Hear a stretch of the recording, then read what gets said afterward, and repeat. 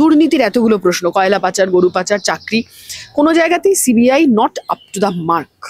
CBI কিন্তু একেবারে বলা যায় ডাহা ফেল করার মতন জায়গায় গেছে। আমরা কেন্দ্রীয় তদন্তকারী সংস্থাগুলোর কথা, আমরা ইডিকে তো দেখেছি যে একটা বয়ান সেটা বাংলা থেকে ইংরেজি করতে পারেনি বলে অনুব্রত মণ্ডলের জামিন হয়ে গেল। তিলোত্তমার বিচারের দাবি, বারবার পথে নামা এবং জামিন হয়ে গেল অভিজিৎ মণ্ডল, টালা থানার ওসি এবং সন্দীপ ঘোষ।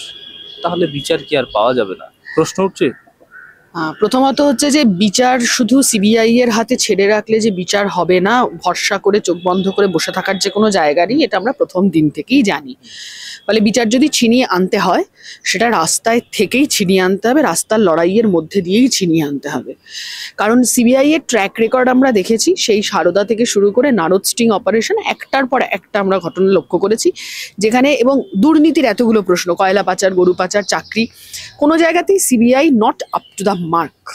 সিবিআই কিন্তু একেবারে বলা যায় ডাহা ফেল করার মতন জায়গায় গেছে। আমরা কেন্দ্রীয় তদন্তকারী সংস্থাগুলোর কথা, আমরা ইডিকে তো দেখেছি যে একটা বয়ান সেটা বাংলা থেকে ইংরেজি করতে পারেনি বলে অনুব্রত মণ্ডলের জামিন হয়ে গেল।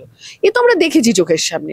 আমরা পার্থর জামিন দেখলাম, আমরা অর্পিতার জামিন দেখলাম। ফলে সেখানে দাঁড়িয়ে আমরা বরাবর এটা লক্ষ্য করে এসেছি, এই বিজেপির সরকার আসার পর থেকে আমরা দেখেছি যে এই বিজেপির সরকার আসলে কেন্দ্রীয় তদন্তকারী সংস্থাগুলোকে এমনভাবে পরিচালনা করতে চায় বা করে যাতে তৃণমূল কংগ্রেসের সরকার কোনো অসুবিধে না পড়ে।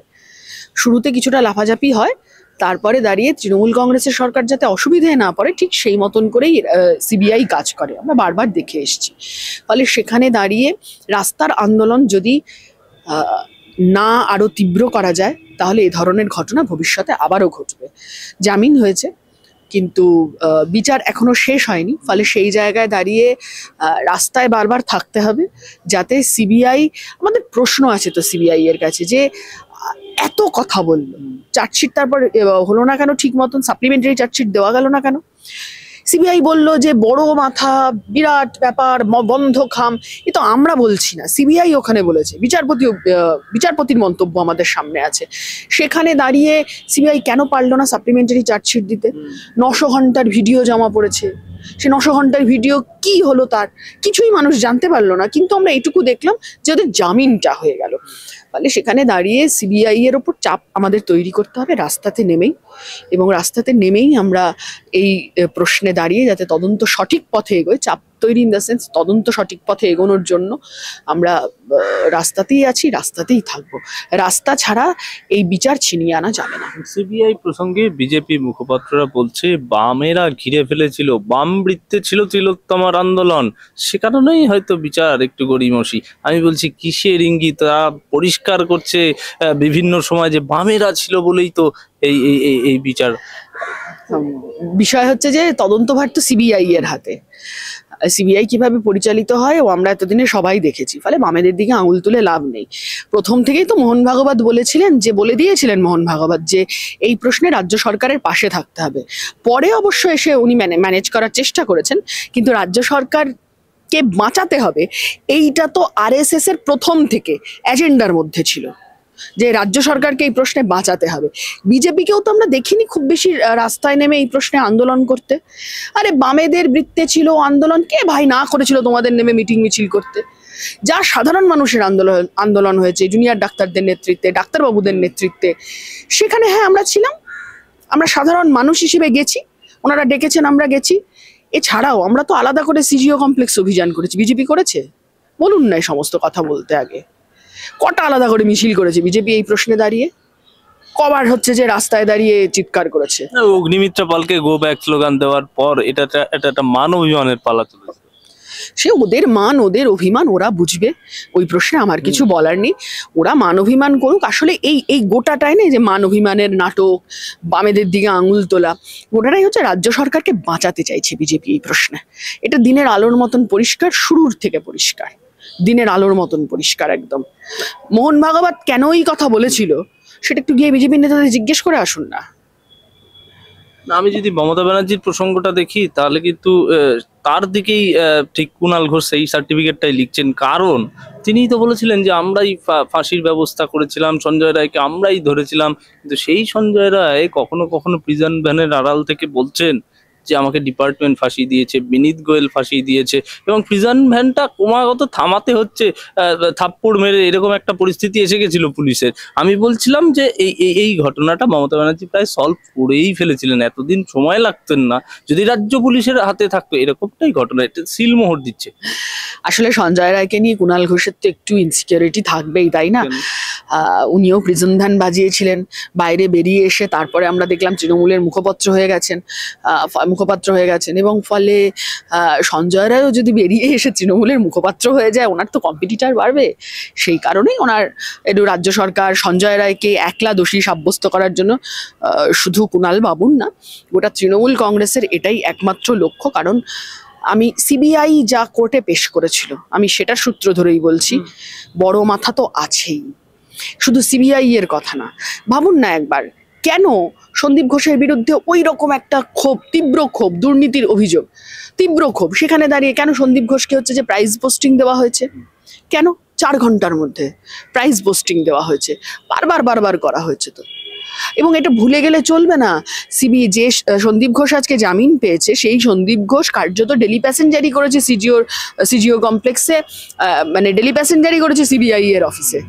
তারপর দীর্ঘদিন জেরা করার পরে সন্দীপ ঘোষকে অ্যারেস্ট করা হয়েছে। তাহলে সিবিআই পারলো না কেন? সিবিআই পারলো না তার কারণ মমতা ব্যানার্জিকে বাঁচাতে হবে। স্বাস্থ্য দপ্তরের মন্ত্রীর নাম মমতা বন্দ্যোপাধ্যায়, ভুলে গেলে চলবে না। পুলিশ মন্ত্রীর নাম মমতা ব্যানার্জি, ভুলে গেলে চলবে না। ফলে এই যে পুলিশের প্রোঅ্যাক্টিভনেস, কোথাও হচ্ছে যে অ্যাক্টিভিটি নেই একেবারে, আবার কোথাও দাঁড়িয়ে এত প্রোঅ্যাক্টিভ, সেটা মানে ধারণার বাইরে। গোটা স্বাস্থ্য মন্ত্রকটা একেবারে দুর্নীতির আখড়া হয়ে গিয়েছে। আজকে স্বাস্থ্যর ওই কাউন্সিল থেকে অপসারণ যেভাবে করা হয়েছে, তাতে আবার ফিরিয়ে নেওয়া হতে পারে, সেটা যেদিন করা হয়েছিল সেদিনই বোঝা গেছিল যে আবার ফিরিয়ে নেওয়ার রাস্তা খোলা রেখেই করা হচ্ছে। তাই কথা হচ্ছে আসলে খুব পরিষ্কার, এই রাজ্যে এই তৃণমূল কংগ্রেসের সরকার যতদিন আছে ততদিন দুর্নীতির থেকে মুক্তি নেই। তৃণমূল কংগ্রেসের সরকার রাজ্যে থাকলে বিজেপির ওখানে বাড়বাড়ন্ত হবে। সেটিং আছে খুব পরিষ্কার করে, একদম পরিষ্কার সেটিংয়ের তত্ত্ব ধরেই ওরা চলছে।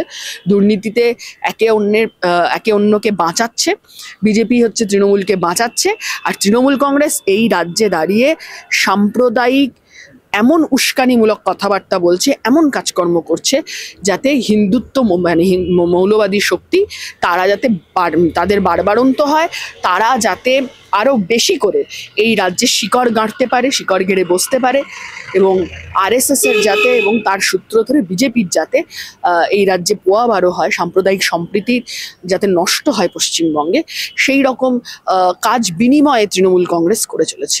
বাকি রইল স্পেসিফিক ভাবে যদি শেষ করি, এভাবে সঞ্জয় রায়ের ফাঁসি, মমতা ব্যানার্জির বলে দেওয়া নির্দেশিত পথ কি হবে? দেখুন, ফাঁসির সাজা যদি শোনাতেই হয়, ওটা তো মমতা ব্যানার্জি শোনাতে পারেন না, ওটা তো বিচার ব্যবস্থাকে শোনাতে হবে। 1, 2 হচ্ছে যে ফাঁসি দিয়ে সমস্যার সমাধান হবে তো? এরকম ফাঁসির ঘটনা আছে তো, একাধিক আছে। ফাঁসি দিয়েই যদি, বা ফাঁসির ওই যে বিল আনলো বিল নতুন করে আনার কোনো দরকার ছিল না, আইনেই প্রভিশন যা আছে সেটাই কমপ্লাই করতে পারেনি, ফলে বিল এনে কি হবে? যদি ঠিক মতন পুলিশ এভিডেন্সই কালেক্ট না করে, যদি এভিডেন্স ট্যাম্পারিং হয়, রাজ্য সরকারি জায়গায় দাঁড়িয়ে যদি এভিডেন্স ট্যাম্পারিং হয়, সেইখানে দাঁড়িয়ে যে আইনই আসুক না কেন, সেই আইন আসলে কার্যকরী হবে না। কিন্তু আমার কথা হচ্ছে যে মমতা ব্যানার্জি ওই কথা বলে দেওয়ার পরেও, ওইরকম একটা মনোভাব দেখালেন উনি, তারপরেও কি ধর্ষণের ঘটনা থেমে গেছে রাজ্যে? একের পর এক ঘটনা ঘটে চলেছে। ফলে সেখানে দাঁড়িয়ে প্রশাসনকে শক্ত ভূমিকা আরো গ্রহণ করতে হবে, কারণ জানে ওরা যে আমরা যাই করি না কেন, এই প্রশাসন যদি তৃণমূলের বাবা কাকা দাদাদের যদি কোথাও মাথায় হাত থাকে, তাহলে এই প্রশাসনের আমলে আমরা দাঁড়িয়ে নিস্তার পেয়ে যাব। এইটা যারা ওই ধর্ষণের মতন খারাপ ঘটনাগুলো ঘটান, জঘন্য নৃশংস ঘটনা যারা ঘটান, তারা খুব পরিষ্কার করে জানেন। আর জানেন বলেই মমতা ব্যানার্জি যাই বলুক না কেন, তাতে হচ্ছে যে কেউ, এই ধরনের অপরাধীরা কেউ ভয় পাচ্ছে না। ফলে গোড়ায় গলদ আছে। মমতা ব্যানার্জিকে গিয়ে বলুন যে ওনার পুলিশকে ঠিক মতন অ্যাক্ট করতে আগে শেখাতে, যেটা জানতো রাজ্যের পুলিশ, যেটা জানতো কলকাতা পুলিশ। সেই অ্যাক্ট করাটা ভুলে যাচ্ছে তৃণমূল কংগ্রেসের আমলে। পুলিশ ঠিক করে আগে অ্যাক্ট করুক, তারপর বাকি সব শাস্তির ব্যবস্থা নিশ্চিতভাবে হবে।